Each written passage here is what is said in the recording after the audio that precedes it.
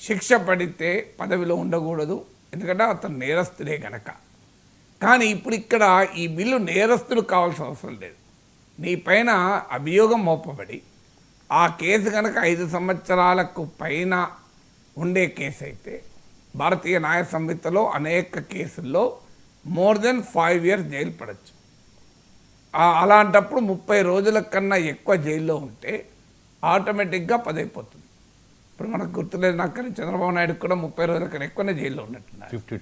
52 days ఉన్నాడు. I think ఆ case కూడా మోర్ దెన్ 5 years జైలు శిక్ష పడుతుంది, ఎందుకంటే క్రిమినల్ బ్రీచ్ ఆఫ్ ట్రస్ట్ కిందకి. సో ఆయన ఉద్యోగం ముఖ్యమంత్రి పదవి పోయేది చంద్రబాబు నాయుడు. న్యాయమాది ధర్మమా? అది అందరికీ తెలుసు కదా, జగన్మోహన్ రెడ్డి పెట్టిన కేసుని, అది రాజకీయ కక్షతో పెట్టిన కేసు అని అందరికీ తెలుసు. కానీ ఆ కేసులో కూడా చంద్రబాబు నాయుడు పదవి పోయేది. సో అందువల్ల దీన్ని అంగీకరిద్దామా? దురదృష్టమైన తెలుగుదేశం ఈ బిల్లుకు మద్దతు ఇచ్చింది. అంటే చంద్రబాబు నాయుడు ముఖ్యమంత్రి మరి రాజీనామా చేశారా? పదవి పోయిందా? పోవడాన్ని అంగీకరించుదామా? ఇప్పుడు జగన్మోహన్ రెడ్డి ఆ కేసు నిజంగానే స్కిల్ డెవలప్మెంట్ కేసులో ఏముంది అనే చర్చ మనకు వేరే చర్చ. కానీ అందరికీ తెలుసు కావాలని పెట్టింది, రాజకీయ కక్షతోనే పెట్టిందని. మరి చంద్రబాబు నాయుడు ముఖ్యమంత్రి పదవి పోవడాన్ని తెలుగుదేశం సమర్థిస్తుందా? కానీ ఈ బిల్లు సమర్థించింది పార్లమెంట్లో, ఎందుకంటే ఎన్డీఏలో ఉన్నాం కనుక సమర్థించాం. సో ఈ తెలుగుదేశము వైసీపీ అని కాదు. ఇప్పుడు జగన్మోహన్ రెడ్డి 16 నెలలు జైల్లో ఉన్నాడు. సో ఆయన ఇప్పుడు కనుక చంద్రబాబు నాయుడు కావాలనుకుంటే లిక్కర్ కేసులో 16 నెలలు జైలు, 30 రోజుల కన్నా ఎక్కువ జైల్లో పడేస్తే కథమే, జగన్మోహన్ రెడ్డి ఎమ్మెల్యే పదవి పోతుంది. సో ప్రతిపక్ష నేత పదవిలో ఉన్నప్పుడు కనుక జరిగితే ముఖ్యమంత్రి పదవి కూడా పోతుంది. ఇది అంగీకరించుదామా చెప్పండి? ఫండమెంటల్ క్వశ్చన్ మనకి ఏంటంటే unless proven guilty, innocent unless proven guilty మన న్యాయ సూత్రం. అంటే ఒక వ్యక్తి నిరూపితమయ్యేంత వరకు అతను నేరస్తుడు కాదు. ఇది మన క్రిమినల్ జ్యూరిస్ప్రుడెన్స్లో ఇన్నసెంట్ అన్లెస్ ప్రూవెన్ గిల్టీ అనేది ఫండమెంటల్ క్వశ్చన్. క్రిమినల్ జ్యూరిస్ప్రుడెన్స్లో ఫండమెంటల్ క్వశ్చన్ ఏంటంటే నిరూపించబడినంత కాలం నేరస్తుడు కాదు కనుక నేరస్తుడే కాకముందు శిక్ష ఎలా వేస్తావు? ఇది మొదటిగా ఫండమెంటల్గా మనకు అర్థం కావాల్సిన అంశం. ఇక రెండవది ఏంటి అంటే ప్రాక్టికల్గా ఏం జరుగుతుంది? భారతీయ న్యాయ సంహితలో అనేక కేసులు మోర్ దెన్ 5 years పైనుండే కేసులు, ఇవాళ అటెంప్ట్ మర్డర్ కేసులు కూడా ఇష్టారాజ్యంగా పెడుతున్నాయి. ఇప్పుడు అది కేంద్రంలో అధికారంలో ఉన్న పార్టీ ఒక ముఖ్యమంత్రిని, ప్రతిపక్ష ముఖ్యమంత్రి తొలగించాలంటే చాలా సింపుల్. ఈడీని పురమాయిస్తే ఒక కేసు పెడుతుంది, చాలా serious, more than 5 years jail శిక్షణ కేసు పెడుతుంది, 30 రోజులు జైల్లో ఉంటుంది. ఎందుకంటే 90 days దాకా కూడా జైల్లో పెట్టచ్చు మీకు కొన్ని కేసులు అయితే. ఇప్పుడు ప్రివెన్షన్ ఆఫ్ మనీ లాండరింగ్ లాంటి పిఎంఎల్ఏ లాంటి ఈడీ కేసులు అయితే నీకు ఎక్కువ మోర్ దెన్ 30 days కూడా జైల్లో పెట్టచ్చు. జైల్లో పెట్టడం అనేది ఆశ్చర్యమేం లేదు. అరవింద్ కేజ్రీవాల్ పైన ఏది నిరూపితమైంది, మనీష్ సిసోడియా పైన ఏది నిరూపించబడింది, మోర్ దెన్ 30 days జైల్లో ఉన్నారు కదా వాళ్ళు. సో మరి చంద్రబాబు నాయుడు పైన ఏది నిరూపించబడింది, జైల్లో ఉన్నారు కదా. అంటే జైల్లో 30 రోజులు ఉండడము పెద్ద సమస్య కాదు. 5 ఏళ్ల కన్నా ఎక్కువ శిక్ష పడే కేసులు పెట్టడము పెద్ద ఇబ్బంది కాదు. అని నీకు రాజకీయ ప్రత్యర్థుల్ని పదవుల్లో లేకుండా తొలగించడానికి అధికారాన్ని తీసుకోవడం, ఇది రాచరికమవుతుందా, ప్రజాస్వామ్యం అవుతుందా? నీకు నచ్చిన వాళ్ళని తొలగిస్తే పోనీ ఈడీ కేసుల చరిత్ర ఏంటి? మోర్ దెన్ 5,000 కేసెస్ మనం పరిశీలిస్తే కన్విక్షన్ రేట్ 38. అంటే 5,000 కేసుల్లో కన్విక్షన్ రేట్ లెస్ దెన్ 1%. అంటే 10 మంది లెస్ దెన్ 1%, అంటే 100 మందిలో ఒక్కరికి కూడా శిక్ష పడ్డం లేదు.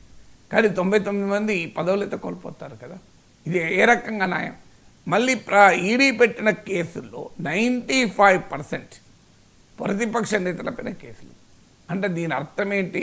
నేరము చేయకపోయినా మనకు నచ్చని ప్రతిపక్ష రాజకీయ ప్రత్యర్థుల్ని పదవుల నుంచి తొలగించడానికి కాదా ఇది? ఇంతకన్నా ప్రజాస్వామ్యాన్ని అపహాస్యం చేయడం మామూలు విషయం కాదు కదా.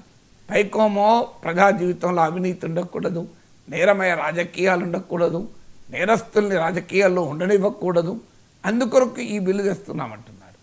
ఆచరణలో రాజకీయ ప్రతిపక్షం లేకుండా చేసుకోవటానికి ఎత్తుగడ.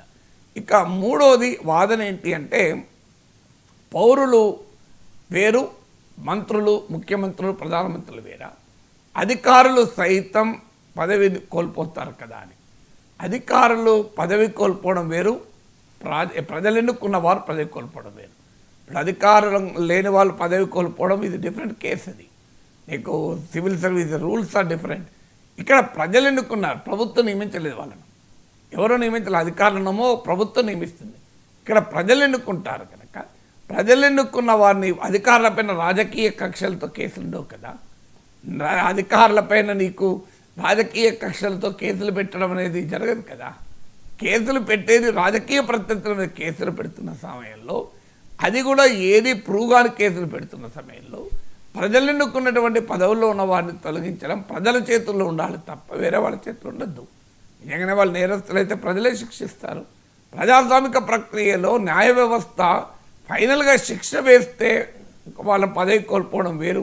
Process is the punishment. అంటే నీ పైన కేసు అంటూ ఉంటేనే నువ్వు పదవి కోల్పోతావు.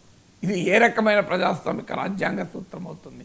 దీనికి వాదన ఏంటి అంటే, ఇంకొక వాదన రీఇన్స్టేట్ కావచ్చు కదా. ఎందుకంటే మీ పార్టీ అధికారంలో ఉంటుంది. సో 52 రోజులు జైల్లో ఉన్నందుకు చంద్రబాబు నాయుడు ముఖ్యమంత్రి పదవి పోతే మళ్ళీ ఈ లోపల ఇంకెవరన్నా ముఖ్యమంత్రి అవుతారు, లోకేష్ అవుతాడు, తెలుగుదేశం వాళ్ళు అవుతారు కదా అనే ఒక వాదన. కానీ మనకు జార్ఖండ్లో ఏం జరిగింది? సో హేమంత్ సోరెన్ ముఖ్యమంత్రిగా రాజీనామా చేశారు. కేజ్రీవాల్ చేయలేదు కానీ హేమంత్ సోరెన్ చేశారు. చంపాయ సోరెన్ ముఖ్యమంత్రిగా ఆ పార్టీ పెట్టుకుంది. తర్వాత ఆయన మళ్ళీ హేమంత్ సోరెన్ వచ్చాక చంపాయ సోరెన్ ఏమంటాడు, ఆయన తనకే ముఖ్యమంత్రి పదవి కావాలి అంటాడు. ఎందుకంటే బీజేపీ ఆయన ఎక్కించింది, బీజేపీ ఆయనకు మద్దతు ఇచ్చింది. దాంతో ఇవాళ ఆయన జార్ఖండ్ తనను ముఖ్యమంత్రి చేసిన పార్టీని వదిలి బీజేపీలో ఉన్నాడు.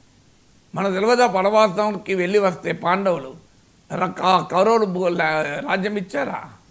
ఏం జరుగుతుంది? రీఇన్స్టేట్ కావచ్చు పాండవులు, ఎందుకంటే పాండవులు శాశ్వతంగా రాజ్యం కోల్పోలేదు. అసలు వనవాసమే కదా వాళ్ళకు శిక్ష పడింది. మరి వనవాసము అలాగే అజ్ఞాతవాసము అరణ్యవాసం పూర్తి చేసుకొని